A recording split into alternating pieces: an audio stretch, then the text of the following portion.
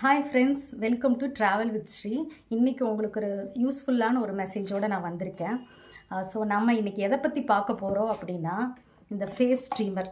இந்த face steamer தெரியாத ஆட்கள் இருக்காது. ரீசெண்டாக கோவிட் டைமில் ரொம்பவே எந்த அளவுக்கு மாஸ்க் ஃபேமஸ் ஆச்சோ அதே மாதிரி இந்த ஸ்டீம் பண்ணுற பழக்கம் நிறைய பேர்த்துக்கு வர ஆரம்பிச்சுது.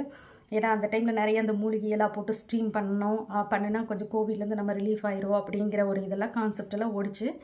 ஸோ அந்த டைமில் இந்த ஸ்டீம் வந்து அது வரைக்கும் பண்ணாத ஆட்கள் கூட அது பண்ண ஆரம்பித்தாங்க. அந்த ஸ்டீம் பண்ணுறது நார்மலாக தலைவலி, காய்ச்சல் இல்லை சளி பிடிக்குதுன்னா நம்ம வீட்டில் கூட அந்த இண்டக்ஷன் ஸ்டவ்லையோ இல்லை கேஸ் ஸ்டவ்லையோ சுடுதண்ணி வச்சு ஆவி பிடிப்போம் இல்லையா. ஸோ இந்த மாதிரியெல்லாம் நீங்கள் பண்ணுற பர்சனாக இருந்தால் தயவு செஞ்சு இதை ஃபுல் வீடியோ பார்த்துட்டு இனி இந்த மாதிரி பண்ணலாமா, அப்படியே பண்ணுனா இதோட விளைவுகள் என்ன அப்படிங்கிறதையும் நான் சொல்லிடுறேன். சப்போஸ் பண்ணணும் நீங்கள் நெசசிட்டி இருந்தது அப்படின்னா அதுக்கப்புறம் நீங்கள் என்ன பண்ணணும் இந்த ஸ்டீம் பண்ணதுக்கப்புறம் அதையும் நான் உங்களுக்கு சொல்கிறேன். ரீசண்டாக இது வந்து என்னோட எக்ஸ்பீரியன்ஸில் நடந்த ஒரு விஷயம். அது ரீசண்டானா கோவிட் டைமில் கோவிட் முடிஞ்சு ஒரு 4 months, அதாவது அந்த லாக்டவுனெல்லாம் ஓரளவு ரிலீஸ் ஆகும்போது நான் ஒரு கிளைண்ட்டை மீட் பண்ணேன். ஸோ அவங்க வந்து என்கிட்ட சொன்னாங்க, இந்த மாதிரி அவங்களுக்கு ஃபுல்லாக ட்ரை ஸ்கின்னு தான். ரீசெண்ட் டேஸாக என்னென்னு தெரியலிங்க, என்னோடய ஸ்கின்னு ஃபுல்லாக சிங்க் ஆன மாதிரி இருக்குது. ஒரு மாதிரி அவங்க ரொம்ப ஃபுல்லாக ஃபேஸ் ஃபுல்லாகவே, இதுக்கும் அவங்க ட்ரை ஸ்கின்னு, பிம்பிள் ஸ்கின் கிடையாது. ஏன்னா பிம்பிள் ஸ்கின்லேயுமே சில ப்ராப்ளம் வரும். பட் அவங்களுக்கு ட்ரை ஸ்கின்னு பிஃபோர் ஃபோட்டோ, அவங்க முதல்ல இருந்த ஃபோட்டோஸையும் அட் ப்ரெசண்ட்டாக அந்த டைமில் அவங்க இருந்த ஃபேஸையும் எனக்கு கேட்ட சொல்லி ரொம்ப ஃபீல் பண்ணாங்க. இந்த பிரச்சனை எனக்கு இல்லைங்க, என் பொண்ணுக்கு இருக்குது, என் ஹஸ்பண்டுக்கு இருக்குது அப்படின்னு சொல்லி சொன்னாங்க.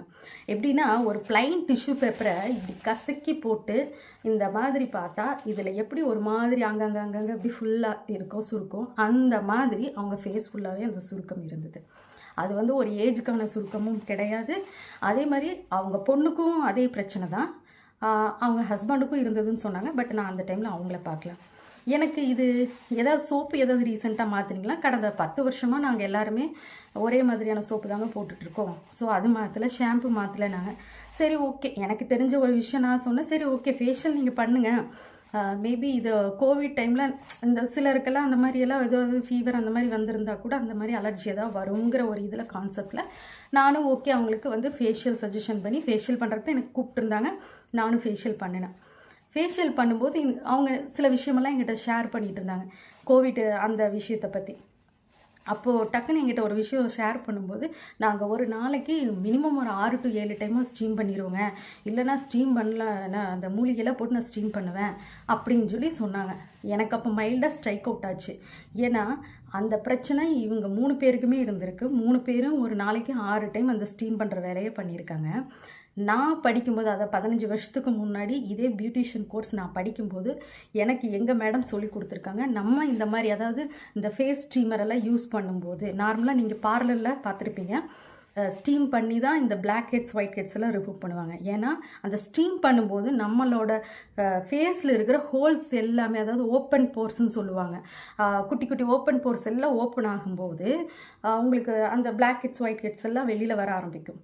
அதுக்கப்புறம் நாங்கள் அதை ரிமூவ் பண்ணதுக்கப்புறம் டோனர் போட்டு ஃபேஸ் மசாஜ் க்ரீம் கொடுத்து ஜெல் போட்டு பேக் போடுவோம். ஸோ அதுக்கப்புறம் அது க்ளோஸ் ஆகிரும் அந்த ஓப்பன் போர்ஸு. பட் நீங்கள் இந்த வீட்டில் ஸ்டீம் பண்ணும்போது இதே ஓப்பன் போர்ஸ் நல்லா ஓப்பன் ஆகும். ஓப்பன் ஆகி திருப்பி நீங்கள் எதுவும் பண்ண போகிறதில்ல, ஜஸ்ட் அந்த ஸ்டீம் பண்ணிவிட்டு அதுக்கப்புறம் நீங்கள் நார்மலாக உங்கள் ரொட்டீன் லைஃப்பை நீங்கள் ஸ்டார்ட் பண்ணிடுவீங்க.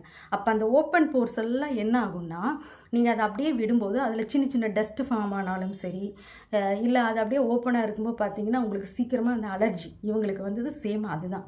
அப்போ தான் எனக்கு கொஞ்சம் ரியலைஸ் ஆச்சு, மேம் நீங்கள் வந்து அந்த ஸ்டீம் பண்ணுறது கொஞ்சம் ஸ்டாப் பண்ணிக்கோங்க தயவு செஞ்சு. ஏன்னா நான் வந்து எனக்கு அது வந்து நான் ஒரு 15 வருஷத்துக்கு முன்னாடி படித்த விஷயம். ஏன்னா நான் இப்போவுமே என்னோடய கிளைண்ட்டுக்கெல்லாம் ஸ்டீம் சஜஷன் பண்ண மாட்டேன் மேக்ஸிமம்.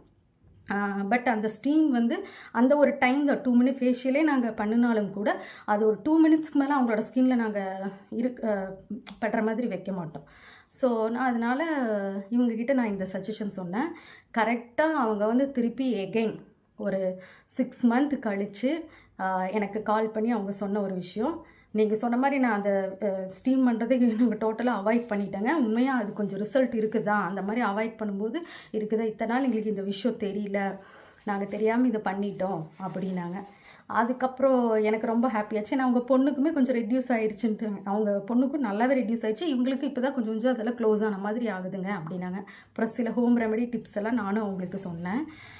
ஏன்னா இப்போ சின்ன குழந்தைங்கும் போது அது ஒரு பிரச்சனை இல்லை, அவங்களோட ஒரு ஸ்கின் வந்து க்ரோ அப் ஆகிற ஸ்கின், ஸோ அது கிளியர் ஆயிரும். பட் ஒரு ஸ்டேஜுக்கு மேலே இது வந்து க்ளோஸ் பண்ணுறதுங்கிறது கொஞ்சம் கஷ்டம். இன்கேஸ் நீங்கள் இந்த வீடியோவை பார்த்துட்ருக்கிறவங்க யாராவது இந்த மாதிரி ப்ராப்ளத்தை நீங்கள் ஃபேஸ் பண்ணிங்கன்னா தயவு செஞ்சு கமெண்டில் மென்ஷன் பண்ணுங்கள்.